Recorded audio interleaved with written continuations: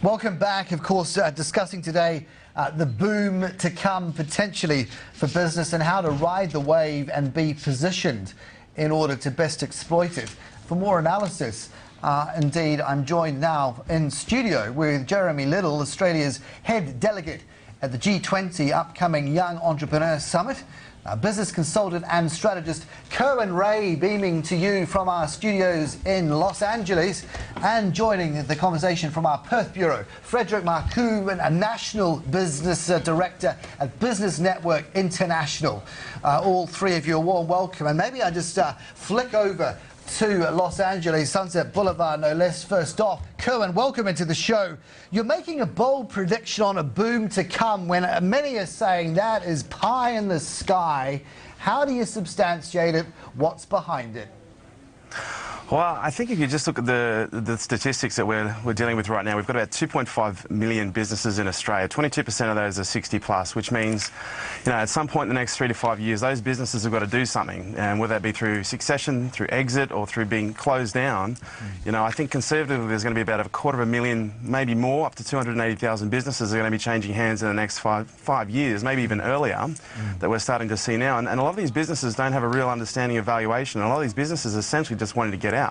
So, you know, I see a great opportunity for people who are in the right space with the right information, the right education, who, you know, it's almost like having the hindsight of the property industry in the early 80s, being able to go back and, you know, pick up the golden gems in the properties. It's very much like that in today's market. Who's funding it? Because you're talking about, in many ways, a part of the market known as, well, you know, very much down the food chain when it comes to an investment proposition.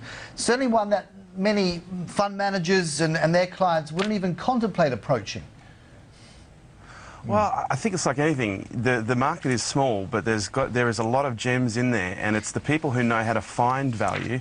And I think it was the person you were talking to earlier from Woolsey's. You know, ultimately it comes down to the value of the businesses that are essentially, you know, looking to exit or looking to be acquired or looking to be sold off.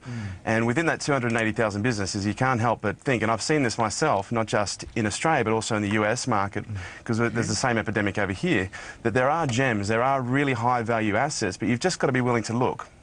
Jeremy, to you in studio here, Jeremy Liddle, you know, the gems and actually selling them as such. You know, you're putting together a book on this whole very issue. You're acknowledging as well, though, that if you are starting up, before you even got into the position Kerwin's describing, getting the very first seed funding is step one territory, and it's not a given even today. It's putting a lot of people off. The bootstrap financing idea, is that really credible?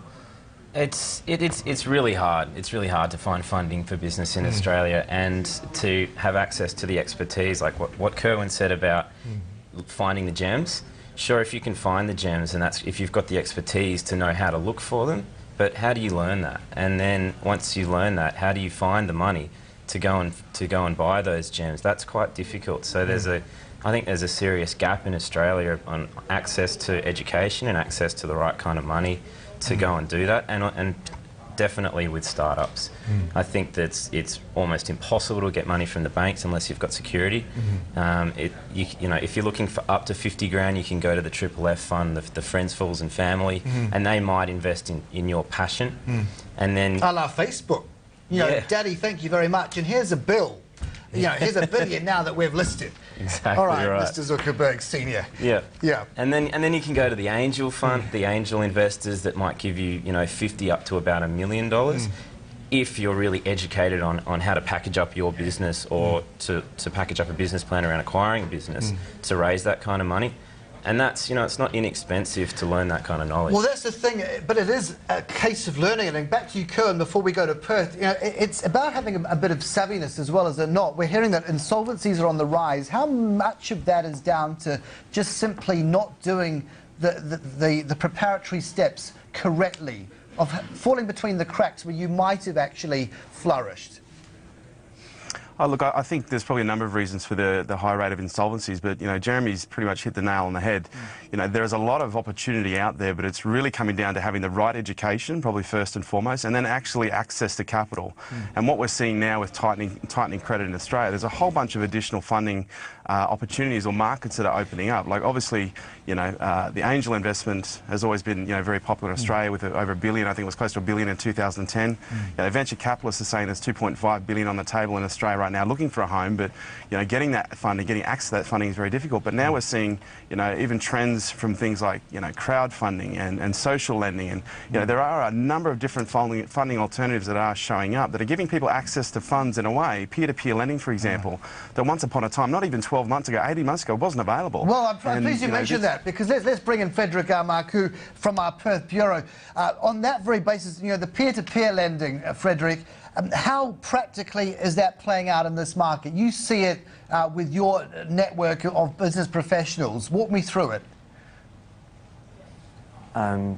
Sorry, I didn't hear that question. The peer-to-peer funding from your part of the business that you're in, how is that practically playing out in this market? How is it assisting business? Well, we offer a business networking service.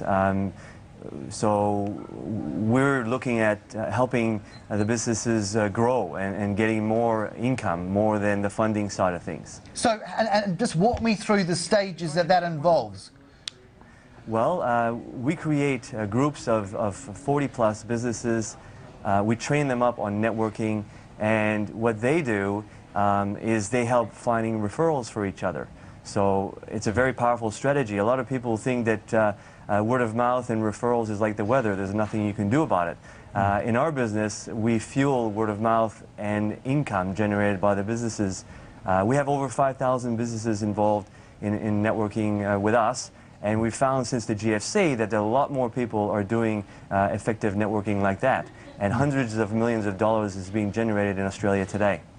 Are you, Jeremy, are you sold on that? That it's almost become like the collective, you know, that rather than battle the high prices of the supermarket, people are getting and banding together, and they're having these allotments, I mean, and just use that metaphor in a business context, and forget reliance on banks, forget being held up at that point of entry, and even with private equity, you can share and pool resources. Absolutely. I mean, I think we've almost been forced into it. You know, we have to band together with other small businesses to help each other, to scratch each other's backs, and you know, and that's exactly what's exciting about going to the G20 and going over to Mexico City and meeting up with 500 delegates from the G20 nations that are all under 40 young entrepreneurs to talk about what issues they're facing in business and in their economic and political environments, and how we can improve the ecosystem to foster entrepreneurship and small business. And you need the funding. I know there's you want to put the call out on that front, because what the government said, sorry chaps or chapettes, there's no cash. We've basically had no response from any government officials, and because I only got this gig 2 weeks ago, it's been really hard to find private funding as well. So yeah, we'd absolutely love some help to get over There's there. an email, there's something? Yeah, absolutely. So I'd love to put a call out to all of the entrepreneurs in Australia and all of the corporations that might be able to help with funding to send me an email to jeremy@builditgrowitbankit.com. And then we can talk about it. We'll try and get that web address at the end, so just hold that thought for now. Back to you, Kerwin, in Los Angeles. What are you seeing on the ground there? Because it's often been said the US holds the keys to the whole nimbleness in this environment, being able to adapt quickly and not being fettered by rules, regulations and red tape. Does that still hold true, or very much so are they on the back foot? No, not at all. I suppose it depends on what aspect of business, but when it comes to business, when it comes to startup, when it comes to funding, it really is a different league over here completely. You know, we mentioned numbers like 2.5 billion in VC's hands in Australia looking for a home. There's 3 trillion in San Francisco. There's 15 trillion in New York. Some people have been speculating. So the amount of money over here is just absolutely, I don't want to use the word obscene, but it is just rife. And the appetite for risk is obviously a lot stronger over here as well. And as a result, we're seeing a lot of talent from Australia that is being eaten up left, right and centre and brought out from Australia into Silicon Valley. There's, something the equivalent of like 65 Australian startups that are now located in Silicon Valley as a result of not being able to get, funding or startup funding or any kind of funding for that matter from banks, angel investors, VCs or anything to get themselves going. Kerwin, So what is needed to unlock it? What is basically needed to unlock that spirit down under, rather than decamping and, pretty much saying goodbye and I'll see you maybe for a week in the sun in 6 months' time? Well, I think fish rots from the head down. I think ultimately that in order for this to get some real traction in Australia, I think the government has to get behind some sort of scheme, some sort of funding scheme, some sort of incubator scheme that is really going to help the seed businesses that are really ultimately the ones that are growing and being traded very quickly. When you look at businesses like Instagram and even Facebook, which has been around for a little bit longer, it's the early stage businesses that... You still believe in government? I mean, after everything you've seen worldwide, Kerwin, after all the stuff-ups, all the down to the wires, last chance saloons, and you still say government has the key? Well, okay, let me answer that, because no, not at all. I don't think the government has to keep it. I think someone has to lead the way, and I think it's got to be a combination between the commercial sector and the government sector. But there's got to be a collaboration here. There's got to be people actually getting behind, not just the existing business market, but the startup business market, the new technology. I didn't get to read the whole budget, but I didn't see anywhere in the budget where there was an allocation of resources for startup technology businesses that could be used, to create a global platform of trade for Australia. It's just not there. What about, Jeremy, you like the example of Sir Richard Branson, the carbon war room? He says, to hell with government. I've built up a pot of funds and I'm going to go around the world and I'm going to identify and we will, take to market those propositions that have legs. I mean, surely if that was multiplied and replicated with a number of other billionaires out there, we don't have to worry about government.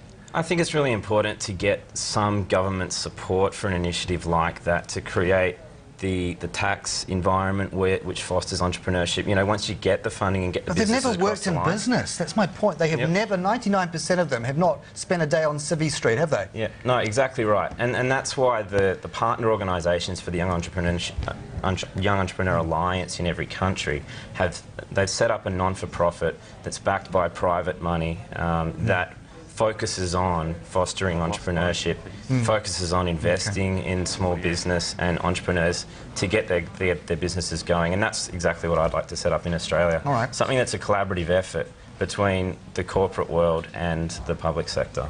Frederick, over to you in Perth. From the Director of Business Network International. What do your members consistently come back and say is lacking? Are you at one with Jeremy and indeed to an extent Kerwin in saying the government has a role, or you're thinking, well, we've actually made this work quite successfully on our own? Our businesses involved in BNI are entrepreneurs. They do things on their own, and they go out and they generate business for each other. And they're very successful at it. I think that things happen sometimes with government assistance, but most of the time without government assistance, through entrepreneurship and that sort of at the coalface entrepreneurship. Yes. The thing, yeah, please come back. Yeah. Business is hard. Some people might look at successful entrepreneurs and go, "Oh, they were an overnight success. That was really easy." Overnight successes don't exist.